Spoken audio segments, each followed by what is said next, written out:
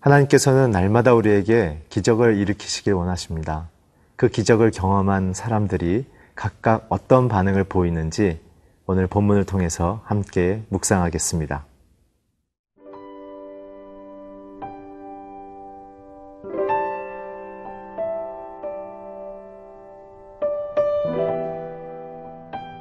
사무엘하 6장 16절에서 23절 말씀입니다.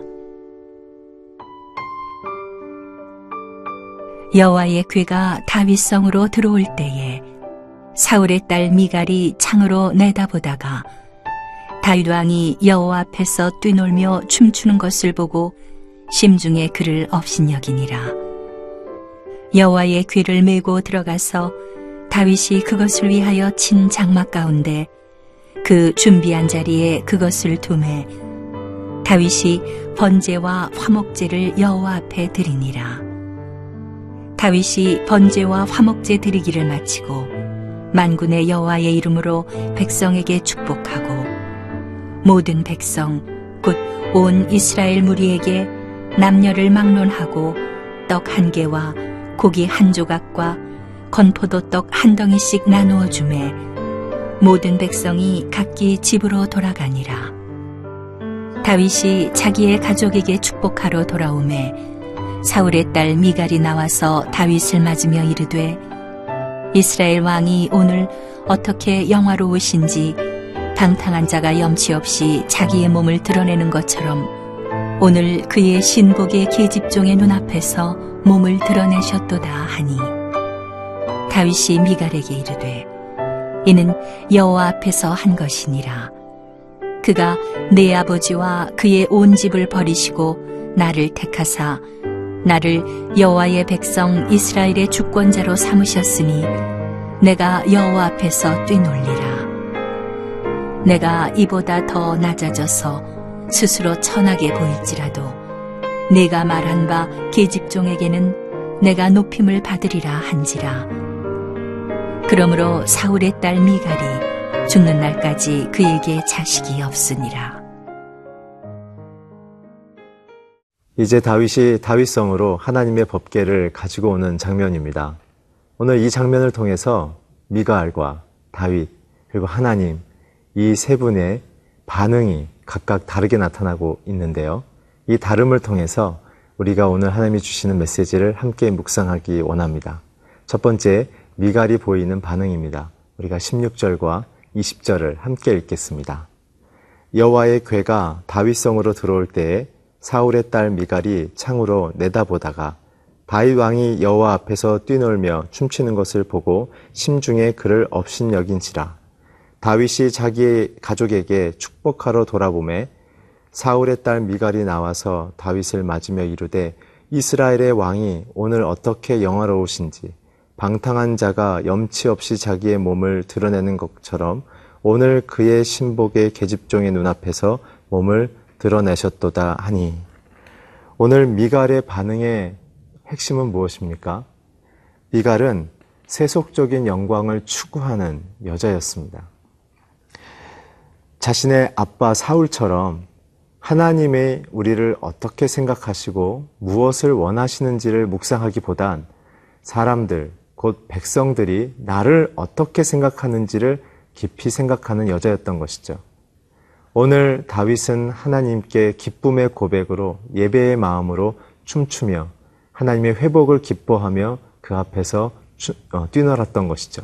그러나 미갈은 그 모습을 보며 그런 다윗을 바라보는 신하들과 계집종들과 국민들이 어떻게 생각할지를 더 크게 생각했던 것을 보게 됩니다.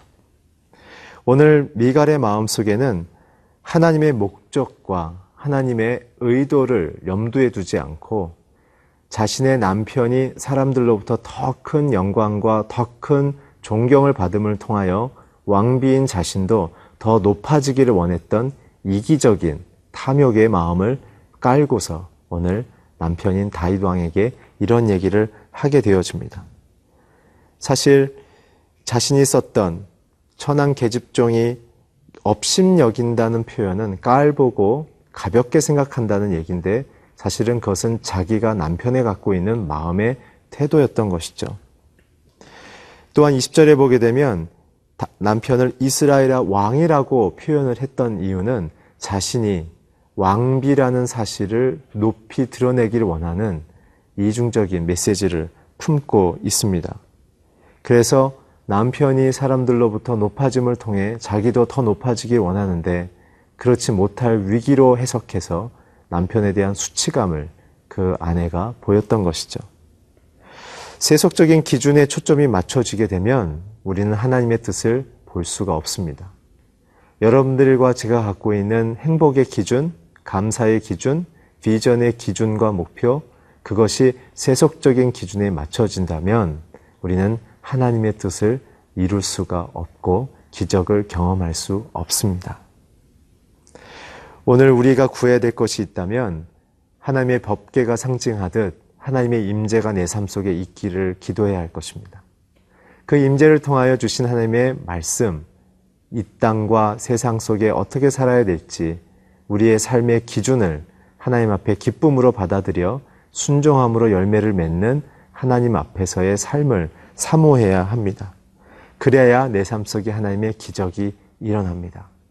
사랑하는 성도 여러분, 오늘 미가를 통하여 우리가 보아야 될 것은 우리가 사람의 눈을 두려워하는 것이 아니라 하나님의 기준과 그 눈을 두려워해야 된다는 사실입니다. 오늘 하루 이 말씀을 묵상하면서 저와 여러분의 마음속에 하나님의 임재와 기준으로 돌아가는 귀한 일들이 있기를 주의 이름으로 축원합니다.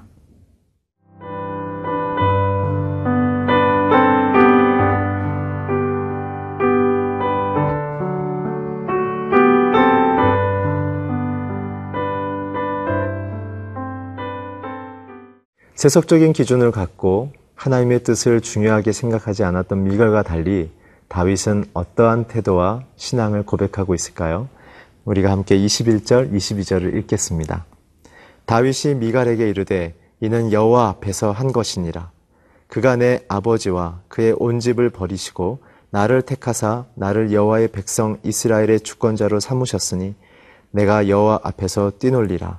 내가 이보다 더 낮아져서 스스로 천하게 보일지라도 내가 말한 바 계집종에게는 내가 높임을 받으리라 한지라.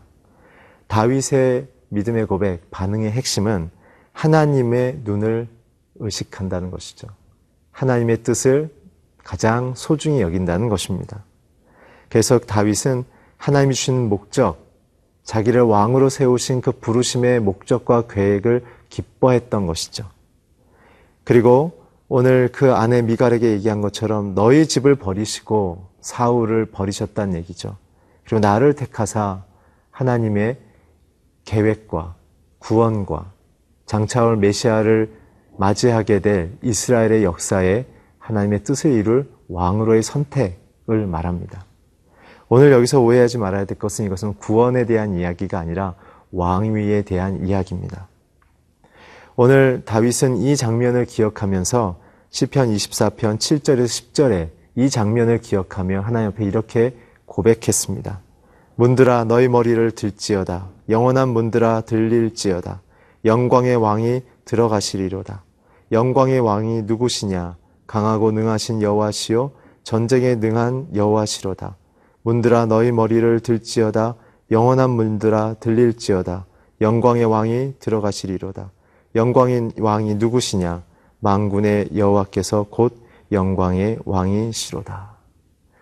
다윗은 오늘 법궤가 들어오는 것을 하나님의 영광과 전쟁에 승리하시는 만군의 하나님, 통치자 하나님을 묵상하며 고백하는 그 예배의 현장으로 기억하며 춤을 췄던 것이죠.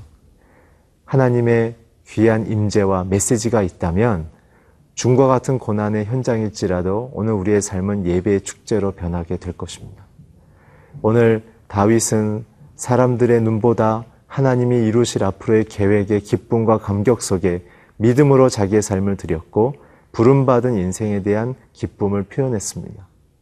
오늘 우리 성도들에게 주어진 인생의 삶의 모습은 우리를 통하여 이루실 하나님의 그 통치와 그 전쟁의 승리를 우리에게 주실 것인데 우리가 그것을 온전히 믿음으로 감사로 하나님 앞에 고백하는 것, 그것이 하나님이 우리에게 요구하시는 믿음의 본질입니다.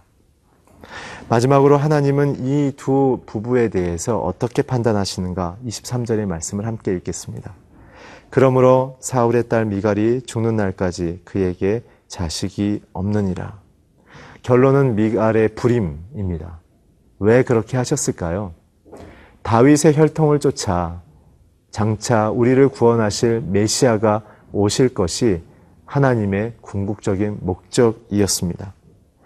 미갈의 정치적인 기대, 자기만 존중하는 그 삶의 태도, 그것이 하나님의 메시아의 오심을 준비하는 혈통과 가문으로서는 합당치 않은 삶의 모습과 신앙의 고백이었습니다.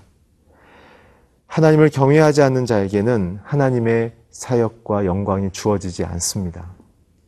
행복이란 하나님의 목적이 내 삶에 주어지고 그것이 하나님의 손으로 이루어질 수 있도록 나의 삶의 결정권을 내어드리는 것, 그것이 진정한 행복입니다. 오늘 이 두 부부의 삶의 모습을 통하여 저와 여러분의 삶 속에 이 복된 하나님의 복과 동행이 있기를 주의 이름으로 축원합니다. 기도하겠습니다. 하나님, 오늘 다윗과 같은 믿음과 감사와 하나님 앞에서의 신앙 고백을 갖고 살아갈 수 있게 도와주시옵소서. 감사드리고 예수 그리스도의 이름으로 기도했습니다. 아멘.